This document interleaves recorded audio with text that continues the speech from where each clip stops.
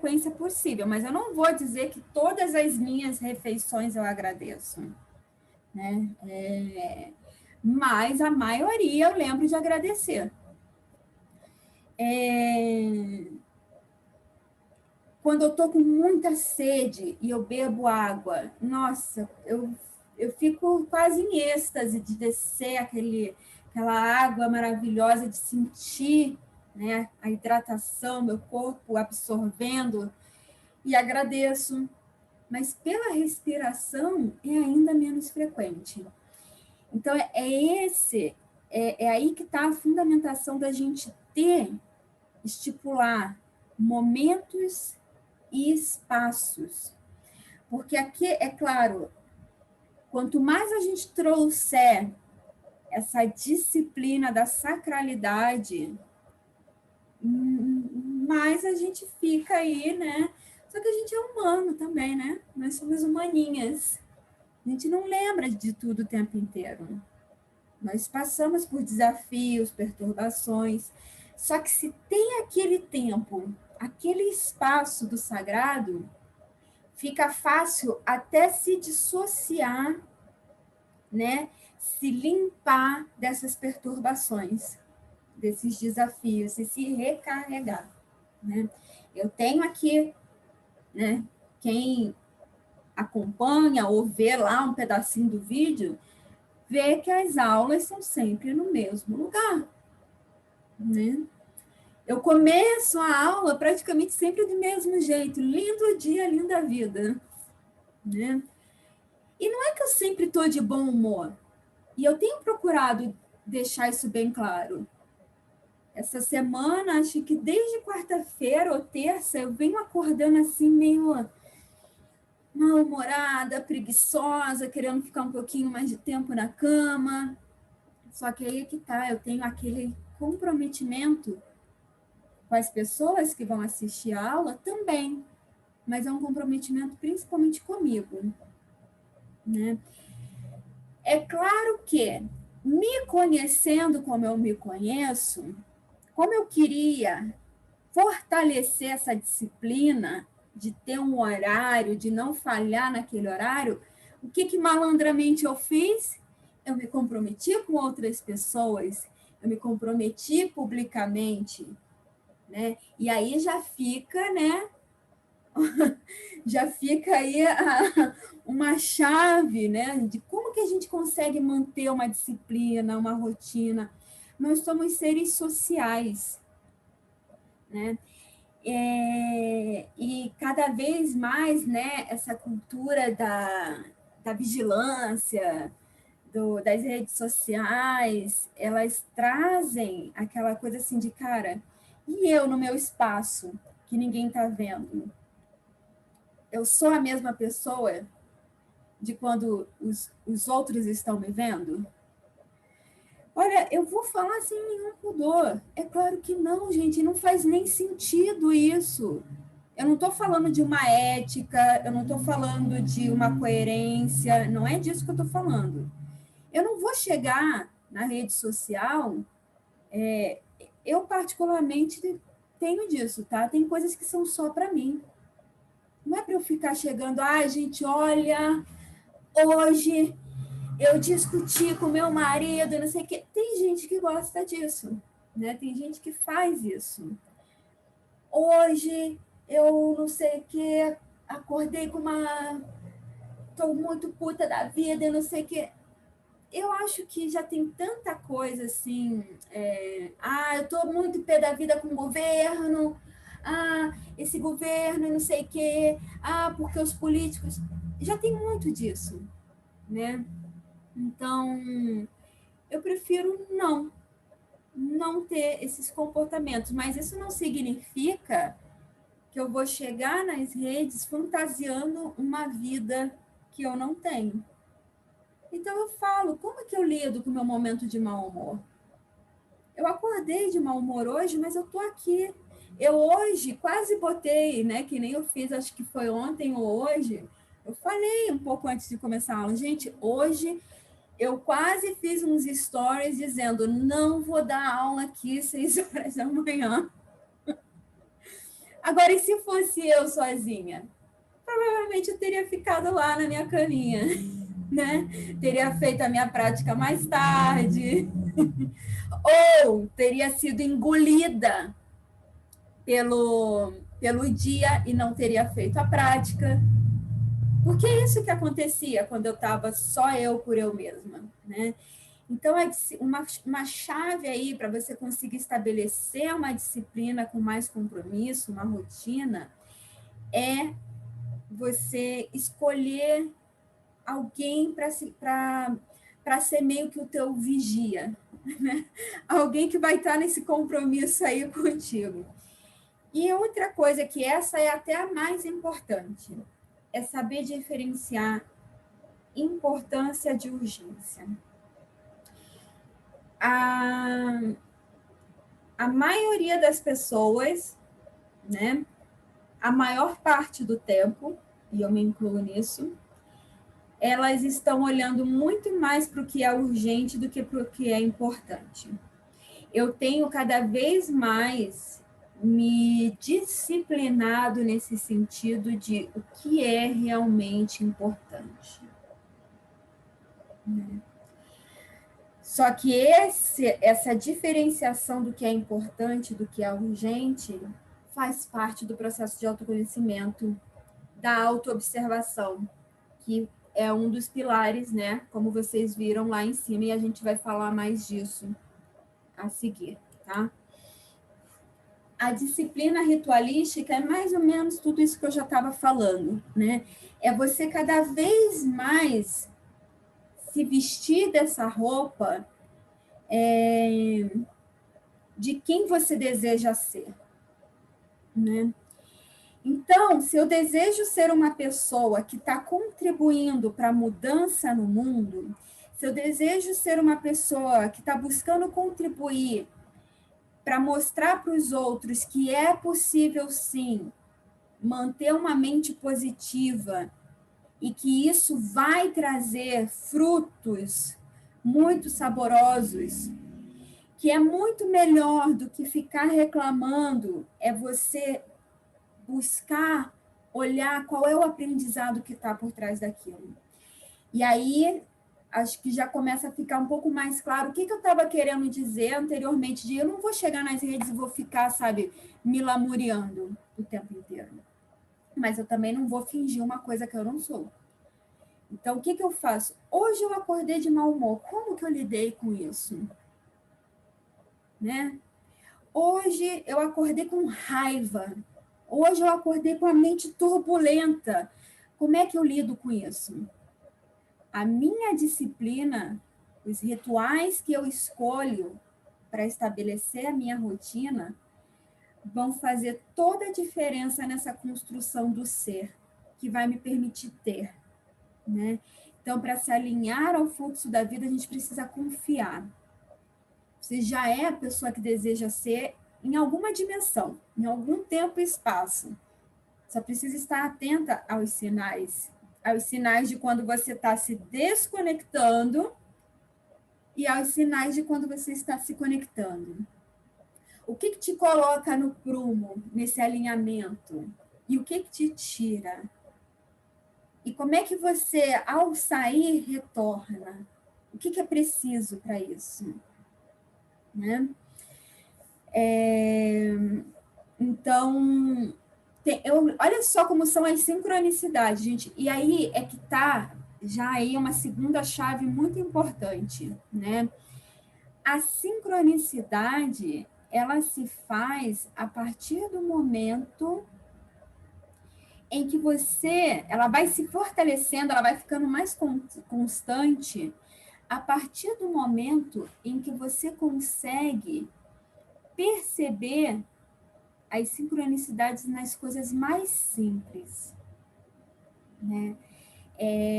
Então, eu venho falando nas aulas de yoga lá de manhã que o yoga é um treinamento para a nossa vida, que é importante que seja a primeira coisa no dia, porque isso vai ajudar na construção de novos hábitos. Então, se você está buscando novos hábitos para a sua vida, novos comportamentos, o que você pode fazer? quais são as possibilidades que você tem aí para construir esses novos comportamentos, né? Um deles é justamente você prestar atenção nessas coisinhas pequenininhas, né? Que você começa a implementar. Então, todo dia eu vou acordar no mesmo horário, lembra? Tempo e espaço, sagrados, né? E eu vou fazer aquilo, eu vou fazer não sei o quê. Então, eu tenho falado disso, que você escolha um novo hábito para implementar. E este um novo hábito que você vai escolher para implementar na sua vida, ele vai puxar vários outros novos hábitos. Ele vai te dar força para você ir criando e ressignificando e substituindo hábitos que não te agregam com hábitos que te agregam. E aí, o que é a sincronicidade que eu estava falando? Passeando lá pelo Instagram, eu vi, apareceu um post assim: fazer atividade física logo pela manhã está confirmado pela neurociência como sendo algo que ajuda as pessoas a estabelecerem grandes transformações nas suas vidas. E isso, gente, quando a gente começa a se atentar para as sincronicidades, a gente começa a trabalhar a intuição e a expandir a intuição. Muitas pessoas falam comigo, Jaqueline, eu tenho zero intuição. Mentira! Acontece que a sua mente, ela está ela está captando tudo. E você está tão sem controle do que sua mente está captando, que aquilo que é verdadeiramente importante, que você poderia estar captando, lembra, importante, urgente, né? Vai por aí também. E aí você deixa de perceber os sinais da vida, né? Porque você está tão no urgente, você está tão no descontrole, porque não tem essa disciplina, que deixa de perceber quando chega os sinais, né? Se eu estou desatenta, aquela postagem não ia significar nada para mim, né? Então, começa a ir observando, sabe? Às vezes é alguém que te fala uma coisa e vem confirmar, né? E pasmem, tá?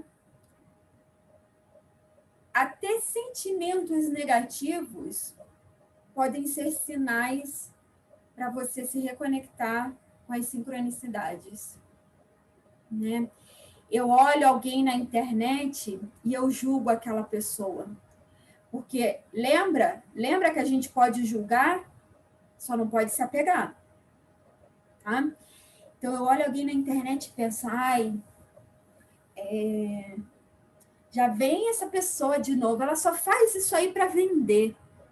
Nossa, essa youtuber aí, nossa, ela era tão boa no começo, mas agora, se deixar, vende até os filhos. Isso é inveja, gente. E sabe o que a inveja traz de informação para você? Ela está te sinalizando que você tem a mesma capacidade que aquela pessoa que você está julgando. É a mesma capacidade. Só que você está tão focado em julgar, está tão apegado no julgamento, e está tão apegada aos teus medos, que você não consegue expandir, não consegue sair desse lugar. E aí eu volto. Por isso a importância de você ter um espaço, um tempo sagrado para ir processando essas coisas. As sombras, gente, esses sentimentos que constantemente as pessoas julgam como negativo, eles são maravilhosos, eles são só polaridade de algo que, se você conseguir trabalhar, vai te impulsionar, vai te tirar do espaço da ansiedade, vai te tirar do espaço do medo, da vergonha, da culpa e vai te permitir criar, tá? Planejamento causa e cosmos, né? Então, quanto mais eu me planejo, né? Quanto mais disciplina eu tenho, mais eu quero planejar. E mais eu percebo essa dualidade, essas polaridades que se complementam. Às vezes, a gente precisa entrar num caos, né? Às vezes, eu preciso sentir raiva para perceber que eu estou fazendo algo que está me tirando do meu caminho, do meu espaço sagrado, né? E aí, o que acontece? Geralmente as pessoas, e aí eu vou me excluir um pouquinho, porque realmente esse é um aprendizado que eu já venho há muito tempo fazendo dele parte da minha vida, é de perceber, eu estou com raiva do outro mesmo? Eu tenho esse direito de estar com raiva do outro? O que o outro fez de verdade para mim? Foi ele que fez ou fui eu que permiti? Ah, eu tinha me planejado para fazer uma coisa, mas aí veio a amiga, veio a irmã, veio a mãe, veio o pai, veio o tio, veio o marido, veio a esposa, e aí eu não fiz aquilo que eu tinha que fazer. Ah, os meus filhos são muito dependentes de mim. Ah, meu marido não me deixa. Ah, não sei o quê. Ah, não sei o que lá. E aí você vai criando insatisfações e vai responsabilizando os outros. E o que acontece? Você se afasta das sincronicidades. Você se desconecta do fluxo da vida. Seguir um planejamento, ter um planejamento e seguir um planejamento não significa que tudo aquilo que você planejou vai ser exatamente daquele jeito.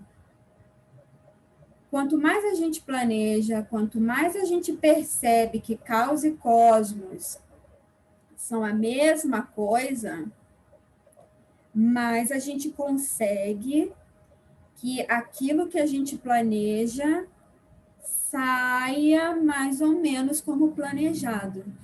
E sabe por que nem sempre o planejamento a gente consegue cumprir aquilo que a gente planeja? Quando a gente está, mesmo quando a gente está muito atenta e alinhada, porque a nossa mente é muito limitada. A realidade ela é muito mais incrível do que você possa conceber. Muito mais.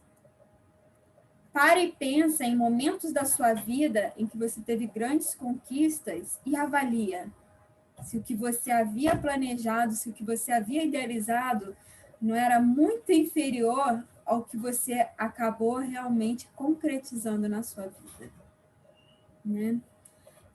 Eu posso olhar para o meu passado assim, olha, poxa, quando eu tinha 17 anos, eu, né, estava passando por umas situações na minha família, então, umas situações na minha vida pessoal, então, por conta de tudo que eu passei na minha infância e adolescência, a minha autoestima era muito baixa, e foi por isso que, apesar de ter estudado, apesar de me dedicar nos estudos, eu não me sentia capaz de passar para a psicologia, que era o meu verdadeiro caminho, né?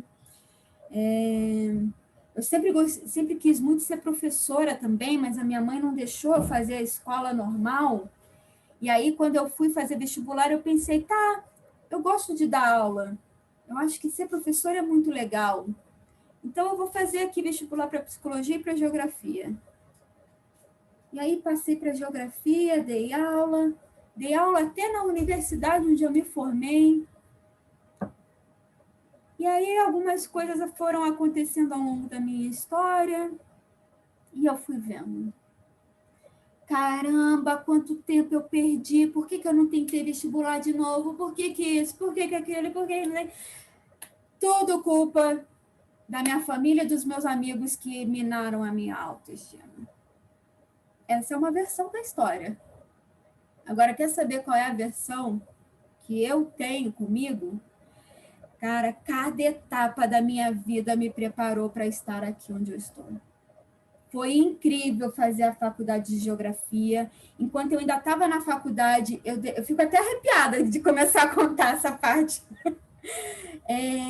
Quando eu ainda estava na faculdade, lá no meio da faculdade, eu já estava dando aula no mesmo pré-vestibular onde eu estudei. Eu dei aula num pré-vestibular comunitário dentro da universidade e teve gente que falou que as questões que eu falei que ia cair no vestibular caíram. Eu contribuí muito para a vida desses alunos. Depois eu acabei não indo para esse caminho de ser professora de ensino médio, de pré-vestibular, como eu havia planejado. Eu fui trabalhar com uma outra área, uma área de tecnologia, que tem tudo a ver, porque desde muito nova, mesmo a minha família não tendo muitas condições, eu era fascinada por tecnologia. E tudo isso tem a ver com a minha facilidade de entender a física quântica. Porque na faculdade, no meu trabalho, eu lidava já com alguns conceitos que para muitas pessoas são muito difíceis de compreender. E, nossa, ter feito essa faculdade, ter ido trabalhar nessa área me permitiu ter salários muito bons, trabalhar em grandes empresas, criar uma história.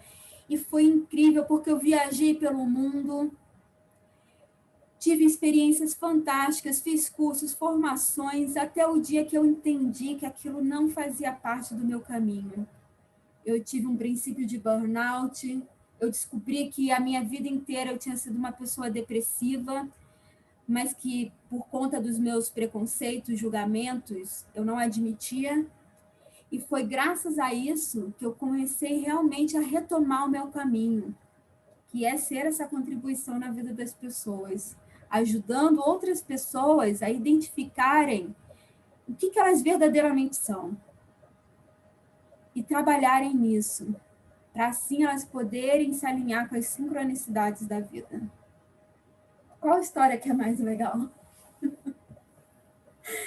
Né? E eu fiz no 1º de abril uma publicação falando isso, né? As pessoas falam assim, esse negócio de PNL, de física quântica, de lei de atração, isso é tudo balela.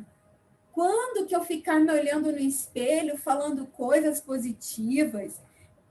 Quando que fazer perguntas vai mudar minha realidade? Que história é essa de que o poder da mente... E não param para perceber que constantemente estão criando a desgraça na vida, com aquilo que assiste, com aquilo que se alimenta fisicamente, emocionalmente, energeticamente, mentalmente, as músicas que ouve. Não consigo encontrar uma pessoa. Vai investigar o que a pessoa ouve. Só música de sofrência. Né? Ai, ai. Então, gente, para perceber a manifestação das sincronicidades, acolha seu caos interno para se alinhar ao cosmos. E a autoobservação constante é que permite isso, né? Vocês vejam que eu estou falando disso constantemente, né? De modo mais indireto e agora de um modo mais objetivo, é essa autoobservação constante. Que pensamentos que estão povoando a minha mente? E que emoções, que sentimentos esses pensamentos estão criando? Tem um caderninho, todas as manhãs, escreva quais foram as suas primeiras percepções de si mesma. Que você, assim que você percebeu que estava acordada, nem abriu os olhos, qual foi o primeiro pensamento que você teve? Você lembrou de um sonho? Não lembrou? Mas o que você estava sentindo? Como é que você estava se sentindo? Você estava se sentindo preguiçosa? Você estava se sentindo cheia de energia? Mas ao mesmo tempo não queria levantar da cama? Conforme você for fazendo isso, constantemente, você vai começar a entender. Porque nós somos, sim, influenciadas pelo cosmos. Isso é uma lei hermética, Hermes Trismegisto, 7 leis herméticas. E eu estou falando delas todas aqui constantemente, tá? Não estou entrando tanto nisso porque é o nosso primeiro encontro, né? Então, a gente vai sempre fluir aí passinho por passinho, para ir aprofundando cada vez mais, tá? Assim como está dentro, está fora, assim como é em cima, é embaixo. Então, as estações do ano nos influenciam, sim. As fases lunares nos influenciam, sim. As configurações celestiais astrais nos influenciam, sim. Por isso que mapa astral é o grande manual da vida que todo mundo fala. Pá, que não existe manual para a vida, a gente aprende vivendo. Existe, chama-se mapa astral. Numerologia. Então, pensamentos, sonhos, sensações, sentimentos, tudo isso você pode anotar nesse caderninho. Não precisa ser nada muito grande. E ao longo do dia você também pode ir anotando aquilo que você considerar importante. A carta de intenções, eu recomendo realmente ter uma carta, sabe? E isso aí, gente, nossa, é algo muito antigo, né? É algo xamânico até, e vem sendo reforçado ao longo da história pelos mais diversos pensadores. Um deles que eu adoro é Napoleão Hill, né, que fala lá do desejo inabalável, de você fazer uma cartinha, deixar lá na sua carteira, tá sempre olhando, deixar embaixo do travesseiro, tá sempre olhando. Qual é o compromisso que você vai criar? E essa carta de intenções, ela tem que ser feita com essa comunicação consciente, assertiva, não violenta, que deve ser estabelecida antes de tudo consigo mesma. Então, não se julgue, não se envergonhe, não se culpe ou tema os seus desejos mais profundos. Sabe por que muitas pessoas não têm a vida que elas desejam? Porque elas não são sinceras consigo mesmas. A gente vive, e aí eu estou falando de nós mulheres, tá? Eu não falei no começo, mas esses encontros, eles vão ser exclusivos para nós mulheres, tá? Eu não vou abrir para homens, é para nós, tá? A gente passou algumas centenas de anos sendo doutrinada a não desejar, a depender. E há algumas décadas, quando parecia que estávamos começando a ter posse novamente da nossa vida, né? Não tô falando das exceções, que a gente tem ao longo da história mulheres fantásticas, né? Que serviram de exemplo para outras. Mas o padrão não era esse, não foi esse durante muitos anos, né? E quando parece que, né, vem o feminismo, parece que a mulher vai ter realmente posse dos seus direitos, da sua vida, isso é apoderado, né? Isso se torna ferramenta de manobra do inconsciente coletivo egóico. Porque aí agora, mulher, você é livre. Você toma pílula. A pílula faz mal. Eu não estou aqui julgando quem toma, até porque a tecnologia evoluiu, não é essa a intenção, tá? Mas eu também não vou deixar de falar verdades. Tá? Eu não vou julgar quem faz ou deixa de fazer. Eu realmente sou a favor de meu corpo, minhas regras. Total, integralmente. A minha opinião, meu ponto de vista não deve prevalecer sobre o seu. Tá? Mas a verdade é, será que nós somos livres? Porque agora a gente pode trabalhar, pode estudar, mas não pode sair na rua de saia curta, porque se acontecer alguma coisa com você, é culpa sua. Você não pode ficar estressada, porque se você fica estressada porque está com acúmulo de trabalho, E eu não estou nem falando da mulher que é mãe, esposa, trabalha fora, cuida dos pais. Eu estou falando de um exemplo mais simples de mulher, que é a mulher solteira, mas que, assim como um homem, fica estressada. Só que aí a mulher solteira é maluca, vive de TPM. E é verdade. Eu não quero ser nunca comparada com nenhum homem. Eu quero ter direito à minha loucura, assim, e só que ninguém tem direito de julgar. Eu, dentro do meu feminino, tenho um jeito de ser. Talvez eu seja uma mulher mais rajásica, trazendo um conceito aí do, do hinduísmo, uma mulher que tem mais fogo, mais ação, mais iniciativa, não gosta muito de esperar as coisas. Então, eu não tenho muita paciência mesmo. Então, eu vivo estressada, porque eu estou fora do meu fluxo da vida. Eu não estou alinhada com o meu propósito, eu nem sei qual é o meu propósito. De repente, o teu propósito, o teu desejo de infância era ser mãe, dona de casa. Só que aí você vive numa sociedade em que a mulher só é bem-sucedida se tem um emprego, um cargo executivo, se anda de salto Louboutin, se tem seu próprio carro, paga suas contas, divide a conta no restaurante com o crush.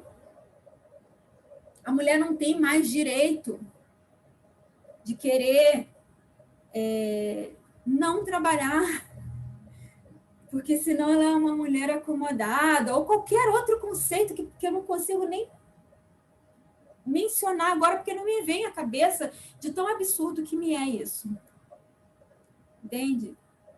Então, será mesmo que a gente se libertou? Eu só considero uma pessoa, uma mulher liberta, aquela que consegue se olhar no espelho e dizer: cara, eu estou vivendo a vida que eu quero.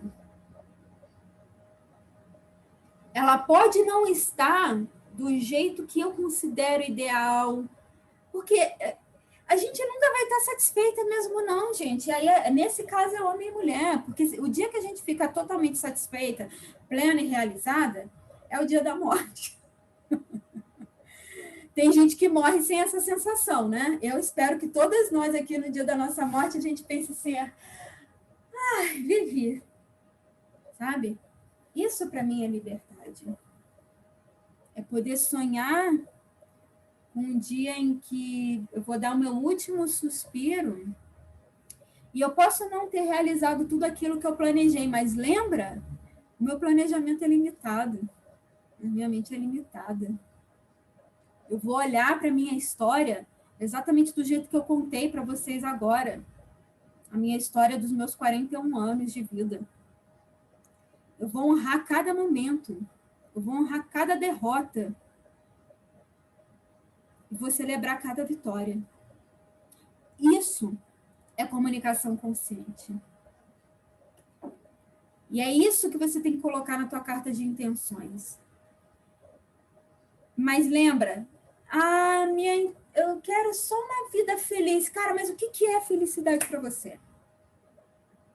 Felicidade para você é trabalhar 18 horas por dia? É isso que te preenche? É isso que te dá, sabe, tesão de viver? Então, que seja. Porque existe isso também, né? Existe a pessoa que, cara, fala para mim: Jaqueline, sabe qual é o lance? Eu percebo, e vem assim, cheia de culpa, falando. Gente, não é nenhuma, nem duas, nem três, são muitas vezes que eu já ouvi isso. Vem cheia de culpa falar: não, sabe o que é? O momento, assim, que eu me acabo mesmo, assim, que o tempo passa, eu nem vejo, é quando eu estou trabalhando. E aí a mulher se sente culpada de sentir prazer em trabalhar. Da mesma maneira que, como eu falei antes, já conheci muitas mulheres de falarem para mim, né, assim, na brincadeira mais sério, né, porque foi o meio que ela encontrou ali de ilustrar. Ai, de quem foi a ideia? Quem foi a primeira mulher que inventou de queimar sutiã? Mas é brincadeira, mas por quê? Porque dentro dela ela queria ter coragem, né? Ela se sente culpada de pensar que a realização da vida dela é ficar em casa cuidando da filha e da casa, lavando louça, preparando comida. Entende? Isso não é liberdade, tá? E a gente vai ter essa verdadeira liberdade quanto mais a gente tiver isso aqui, esses ambientes para a gente trocar. Por enquanto, só eu que estou falando. Vocês já vão... Não estamos trocando nada, né? Está gravando aqui no monólogo. Então, a carta de intenções, gente, ela tem que ser muito sincera. Eu quero... Porque ela não é uma coisa para você carregar na vida toda, entende? Ela é assim, para esse ano ou para os próximos meses, e aí realizou aquilo, já faz outra carta de intenções, sabe? Pode ser comprar um carro, pode ser fazer uma viagem, pode ser sair com aquele crush que há tempo, aquele, sabe? Transformar aquele amigo no teu namorado, pode ser qualquer coisa, gente, não tem limite. Tudo vale. Já dizia Raul, né? Tudo da lei.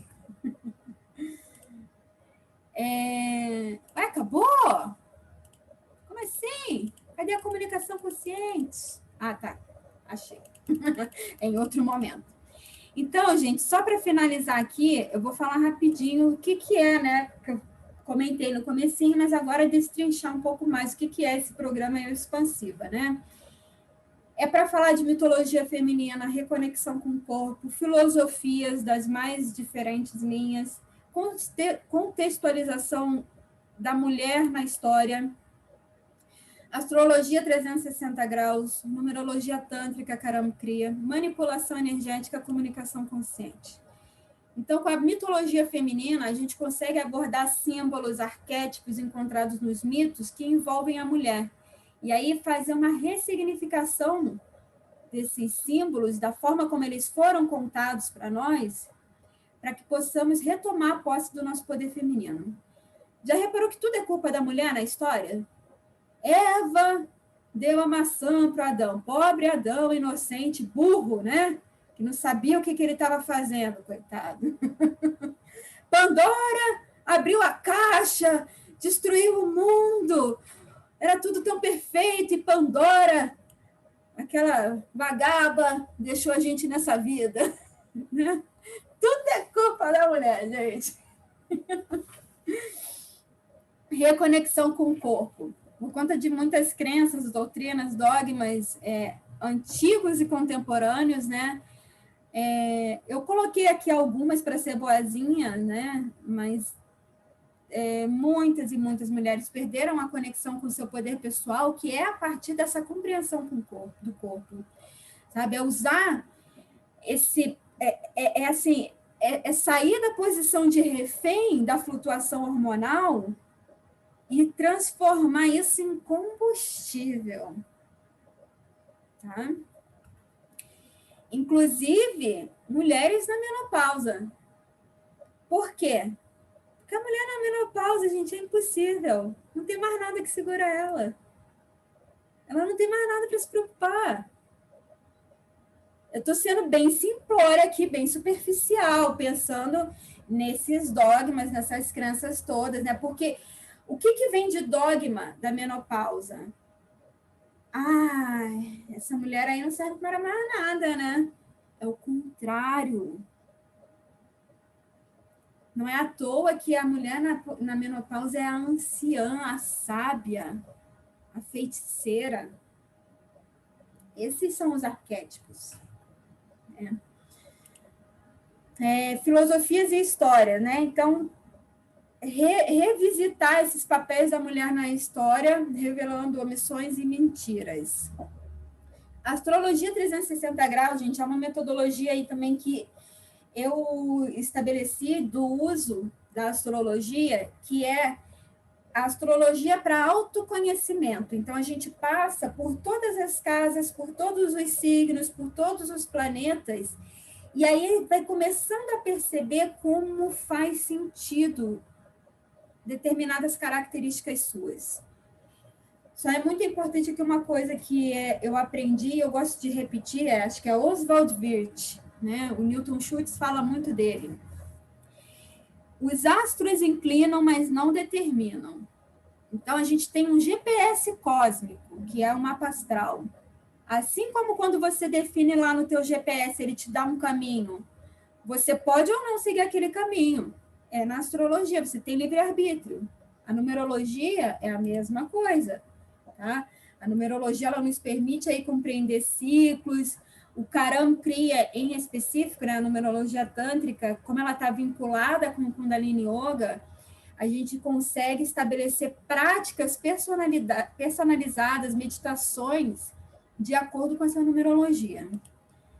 Comunicação consciente, então aprender a escolher conscientemente as palavras, as expressões, isso é fundamental para reprogramar a mente, gerenciar os pensamentos e ter uma eficaz gestão emocional. Manipulação energética, que nada mais é do que bruxaria, magia. Né? Então, quando a gente começa a entender os reais simbolismos, os arquétipos, e vai dominando a habilidade de se comunicar, a gente está fazendo magia, tá? E é isso. Quero agora ouvir vocês. Eu vou até parar de gravar aqui, né, para deixar vocês mais confortáveis.